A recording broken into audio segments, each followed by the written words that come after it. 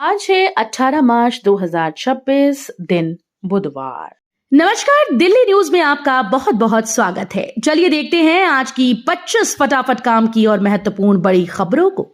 पर इससे पहले वीडियो को लाइक करना बिल्कुल न भूलें। दिल्ली एनसीआर में मौसम का यू टर्न, बारिश और तेज हवाओं का अलर्ट। दिल्ली एनसीआर में आज से मौसम करवट लेने जा रहा है। मौसम विभाग ने 19 और 20 मार्च के लिए येलो अलर्ट जारी किया। कई इलाकों में हल्की बारिश, गरज चमक और तेज हवाएं चलने की संभावना है। हवाओं की रफ्तार 30 से 40 किलोमीटर प्रति घंटा, जबकि कुछ समय के लिए 50 किलोमीटर प्रति घंटा तक पहुंच सकती है। दिल्ली में अवैध एलपीजी कारोबार का भांडाफोड़, सैकड़ों सिलेंडर बरामद। दिल्ली में अवैध एलपीजी सिलेंडर कारोबार के खिलाफ पुलिस को बड़ी सफलता हाथ लगी। मुंडका इलाके में क्राइम ब्रांच ने छापेमारी कर एक गोदाम से 610 सिलेंडर बरामद किए, जिन्हें संकट के समय महंगे दामों पर बेचने के लिए जमा किया गया था। वहीं जामिया नगर में पुलिस ने 62 सिलेंडरों के साथ एक आरोपी को गिरफ्तार किया है, जो मेरठ से गैस लाकर बिना रसीद सप्लाई कर रहा था। गाजियाबाद में गैस कालाबाजारी पर सख्ती, स्कूल को पहले मिलेगा सिलेंडर। गाजियाबाद में घरेलू गैस सिलेंडर की कालाबाजारी रोकने के लिए जिला प्रशासन ने सख्त कार्रवाई शुरू कर दी। छापेमारी के दौरान 35 घरेलू सिलेंडर जब्त किए गए और अवैध रिफिलिंग करने वालों के खिलाफ एफआईआर दर्ज की गई। गैस की कमी से स्कूल में मिड डे मील प्रभावित न हो, इसके लिए प्रशासन ने गैस एजेंसीज को स्कूल और कॉलेजेस को प्राथमिकता पर सिलेंडर देने के निर्देश दिए। देश में गैस संकट को लेकर सियासत तेज, सरकार से पारदर्शिता की मांग। आम आदमी पार्टी के राज्यसभा सांसद संजय सिंह ने देश में गैस किल्लत को लेकर केंद्र सरकार पर हमला बोला। उन्होंने हार्मुज समुद्री मार्ग को लेकर के सरकार के दावों पर सवाल उठाते हुए कहा कि अगर रास्ता खुला है तो देश में गैस संकट क्यों बना हुआ है। संजय सिंह ने दावा किया कि कई जहाज अब भी फंसे हैं और लोगों को महंगे दामों पर सिलेंडर खरीदने पड़ रहे हैं। दिल्ली कांग्रेस का नेशनल टैलेंट हंट लॉन्च, युवाओं को मिलेगा बड़ा मौका। दिल्ली कांग्रेस ने संगठन को मजबूत बनाने के लिए नेशनल टैलेंट हंट प्रोग्राम की शुरुआत कर दी। इस योजना के तहत 15 अप्रैल तक ऑनलाइन आवेदन किए जा सकेंगे। कार्यक्रम का उद्देश्य ऐसे युवाओं और प्रतिभाशाली लोगों को जोड़ना है जो पार्टी की विचारधारा के साथ काम करना चाहते हैं। चयन प्रक्रिया में स्क्रीनिंग, इंटरव्यू और प्रशिक्षण शामिल होगा। चुने गए उम्मीदवारों को रिसर्चर, प्रवक्ता और मीडिया पैनलिस्ट जैसी जिम्मेदारियां दी जाएंगी। एलपीजी कनेक्शन बंद नहीं होगा, ई-केवाईसी पर सरकार की बड़ी सफाई। एलपीजी कनेक्शन बंद होने की खबरों पर सरकार ने बड़ा स्पष्टीकरण दिया है।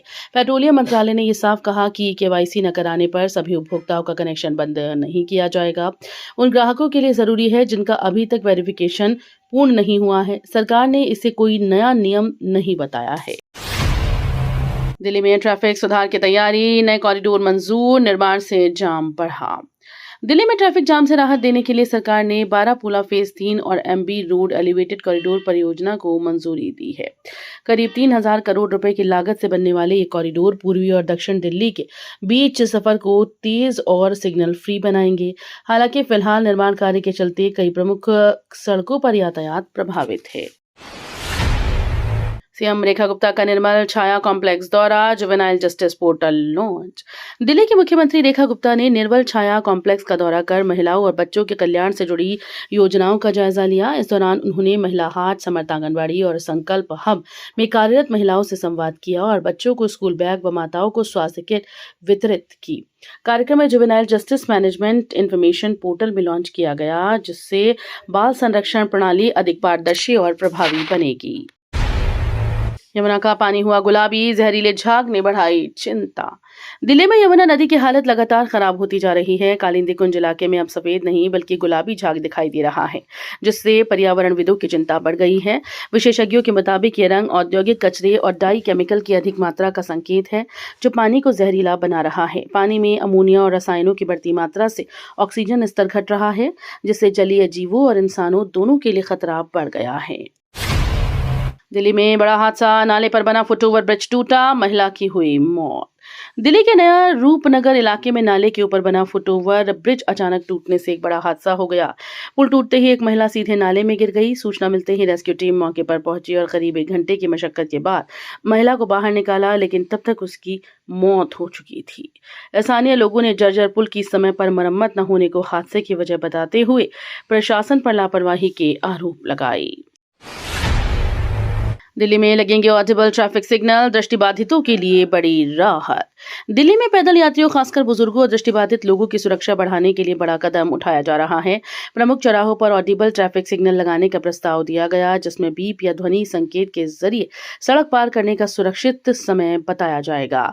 एम्स की रिपोर्ट के अनुसार राजधानी में लाखों लोग दृष्टि संबंधी समस्याओं से जूझ रहे हैं। दुनिया के कई देशों में सफल इस तकनीक ने सड़क दुर्घटनाओं में कमी आने की उम्मीद जगाई है। दिल्ली में सड़क निर्माण पर सख्ती, ऑन स्पॉट टेस्टिंग की तैयारी। दिल्ली में सड़क निर्माण की गुणवत्ता सुधारने के लिए पीडब्ल्यूडी बड़ा कदम उठाने जा रही है। अब सड़क निर्माण के दौरान ही मौके पर सामग्री और गुणवत्ता की जांच की जाएगी। इसके लिए विभाग आधुनिक उपकरण जैसे ब्लॉक कटर मशीन खरीदने की तैयारी में है।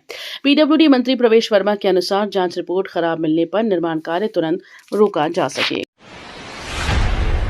स्मार्ट सिस्टम से सुधरेगी पानी की सप्लाई। दिल्ली में शुरू हुआ नया पायलट प्रोजेक्ट। दिल्ली में अब 24 घंटे पानी की सप्लाई की दिशा में बड़ा कदम उठाया गया। एनडीएफसी ने चाणक्यपुरी के विनय मार्ग इलाके में पायलट प्रोजेक्ट शुरू किया है, जिससे करीब 550 घरों को लगातार पानी दिया जाएगा।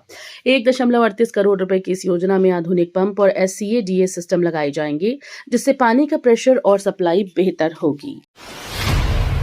दिल्ली होगी और भी हरी भरी। 17 लाख से ज्यादा पौधे लगाने की तैयारी। दिल्ली को हरा भरा बनाने के लिए वन विभाग ने 2026-27 में 70.82 लाख पौधे लगाने का लक्ष्य तय किया है। बढ़ते प्रदूषण से निपटने के लिए इस बार कैनोपी ओपनिंग तकनीक अपनाई जाएगी, जिसमें पुराने पेड़ों की छटाई कर नए पौधों को बढ़ने का मौका दिया जाएगा। साथ ही 3 स्तरीय पौधारोपण मॉडल से सीमित जगह में ज्यादा हरियाली विकसित की जाएगी। यात्रियों को बड़ी राहत, तब सीधे प्लेटफॉर्म से मेट्रो तक मिलेगा रास्ता। नई दिल्ली रेलवे स्टेशन आने जाने वाले यात्रियों के लिए बड़ी राहत की खबर है। अजमेरी गेट साइड पर बना फुटओवर ब्रिज अब फिर से खोल दिया गया, जिससे यात्री सीधे रेलवे प्लेटफॉर्म से मेट्रो स्टेशन तक पहुंच पाएंगे।